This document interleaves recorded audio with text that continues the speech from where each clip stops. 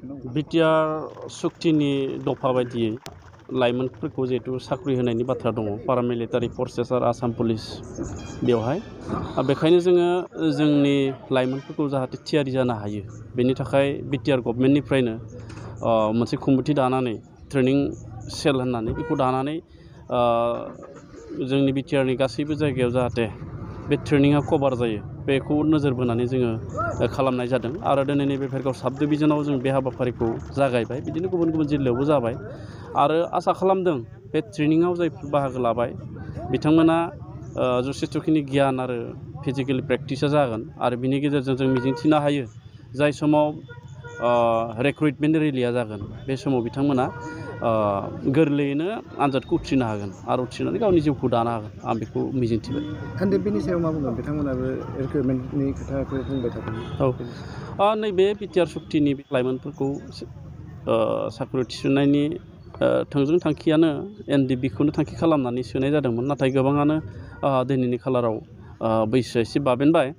माखासेया पारामिलिटारि फर्सेस बा बिदि डिफेन्सआव थांनाय बैसो गैला दा बिथांमोननि थाखाय जोंनि बिटिआर सरकारनिफ्राय स्किल डेभेलपमेन्ट खालामनानै बिथांमोनखौ गुबुन गुबुन जायखौ बिथांमोना सायख'गोन जाहाथे बिथांमोना इयुनाव संसारखौ मोजाङै दाना लानो हायो बिनि थाखाय स्किल डेभेलपमेन्ट ट्रेनिंनि बेबस्था जों खालामनाय जादों आरो बिनि अनगायैबो माखासे बिटिआरआव माखासे पस्ट ओंखारगोन माखासे लांदां मासि ओंखारगोन जायफोराव बैसोआ एसे थायो माने डिफेन्सनिख्रुइ आलादा पस्टआ एसे बैसोआ रेहाय थायो नालाय दा बे हिसाबै बिथांमोना बे पस्टआवबो हाबनो हागोन दा जायखिजाया जोंनि नोजोरा जाहैबाय मा साफ्रोमबो सोमावसारनायाव बाहागो लागिरि दावहारु बिथांमोना गावनि आथिङाव गावनो दिनैनि थारिखआव गसंनानै थानो मोननांगौ आरो बेखौनो जोङो दिनै नोजोर होगासिनो दं। फैबाय थानाय 3 सेप्तेम्बर बेखौ आसाम सरकारा state pension day sports pension day state sports pension day बेखौ बोसोरै स्पर्ट्स डे हिसाबै फालियो खिन्थु देग्लाय मोनसे उपाधि होनाय जादों बेयाव गोबां गेलेगिरि बिथांमोनखौ साख्रि होगोन आरो जोंबो बिटिआर सरकारनिफ्राय बे 3 सेप्तेम्बरखौ बिटिआरआव थानाय गं 10 साब डिभिजनाव हाफ माराथन आबुं माराथन होनायनि खोथाखौ जों सानाखै हाफ माराथन होनानै बे स्पर्ट्स डेखौ फालिनाय बे सानखौ फालिनो थाखाय जोङो थांखि लानाय जादों। माबायदि सुबुङा बाहागो लानो हागोन? बेयाव जोंनि जायफ्रा गेलेनायजों लोब्बा गोनां जायफ्रा गेलेबाय थाखानाय सेंग्रा सिख्ला बिथांमोना बे हाबाफारियाव बाहागो लानो हागोन बेनिफ्राय जोंहा बिटिसि गभर्नमेन्टनिफ्राय मोनसे सार्टिफिकेट आरो मोनसे ट्रफि थागोन आरो मोनसे एसे रां माने बान्था होनाय जागोन। बिटिआर हालामाव मोनब्रैबो डिस्ट्रिक्टआव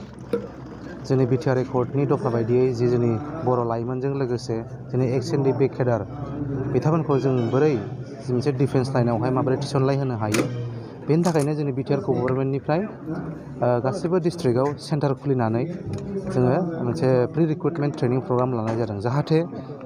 जि समावहाय जोंना बे रिक्रुटमेन्टनि जि मोनसे नाम्बार मोनसे जेनेबा भेकेन्सि हिसाबै जि मोनसे रिक्रुटमेन्ट प्रग्राम जागोन नाथाय बै समाव जोंनि लाइमोनफोरा जाहाथे जोंहा थोंजोङै बाहागो लानो हायो आरो उथ्रिसार जानो हायो। नंगौ जोङो जेसेबां जि जोंना भेकेन्सि ओंखारगोन बा एकर्डनि दफा मथे जिखिनि मोनसे रिक्रुटमेन्ट जि मोनसे नाम्बार जागोन बे मोनसे लिमिटेड जानो हागौ खिन्थु जोंनि हयथ' जोंनि बाहागो लागिरिफ्रा मेरला बुरजा जानो हागौ थ' बे हिसाबै जों बेनि गेजेरावनो जाहाथे बेस्ट अफ दा बेस्ट जोंनि जायफोर लाइमोनफ्रा फिजिकेलि मेन्टेलि बा जोंनि जेनेबा जि रिटेन बा अरेल बेलायावहाय जायफोरा थोंजोङै मोजाङै मोजां जेनेबा सोलोंनानै बाहागो लानानै आरो उथ्रिसार जानो हायो बेनि थाखायनो जोंनि बे ट्रेनिं प्रग्रामखौ लानाय जादों आरो बेजों लोगोसे जोंनि जाय बिथांमोन एक्स एनडिबि बिथांमोननि जि थिसननाय जागोन बे निस्सय जोंनि गभर्नमेन्ट अफ इन्डिया बा जोंनि बिटिआर गभर्नमेन्ट बा आसाम गभर्नमेन्टजों डिसकास खालामनानै मोनसे स्पेसियेल रिक्रुटमेन्ट ड्राइभ महरै जागोन खिन्थु जोंनि जि बे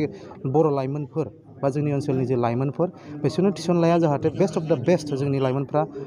प्रेक्टिसनि गेजेरजों जाहाथे सायख'नाय जानो हायो बेखौनो जों नाजानानै जोंनि बे ट्रेनिं प्रग्रामखौ जों जागायदों। गोबां लाइमोनफोर जादों जे बे रिक्रुटमेन्टआ बा बे ट्रेनिङा माने साननैसोनि थाखायल' आरो बिदि जेबो साक्सेस जानो हानाय नङा होननानै जोंनिबो नंगौ बिथांमोना हयथ' साननो हागौ दि जोंनि माखासे गभर्नमेन्ट अफ इन्डियानिफ्राय जि जोंनि एसएसबि बा सिआइएसएफ बा माखासे बायदिसिना पेरामिलिटारि फर्सेसनि जिखिनि ट्रेनिं जादोंमोन बेफोरो सुंद' समनि थाखाय जादोंमोन खिन्थु बेफोरखौनो जों जोंनि गभर्नमेन्टआ जि नुदोंदि बैजों थोजासे जायाखै बेखौनो मोजाङै जाफुंहोनो थाखाय जोंनि बे बिटिआर गभर्नमेन्टनिफ्राय दानाय जि प्रग्राम लानानै थानाय जि प्रग्रामा जोंहा दान मोननैनि मोनसे हाबाफारि जागोन जाहाथे बे दान मोननैयावहाय जोंनि बयबो लाइमोनफोरा जायफोर बाहागो लायो बिसोर जाहाथे मोजाङै मोजां उथ्रिसार जानो थाखाय जिखिनिखौ सोलोंनांगौ थायो बेखौ सोलोंना लानो हायो।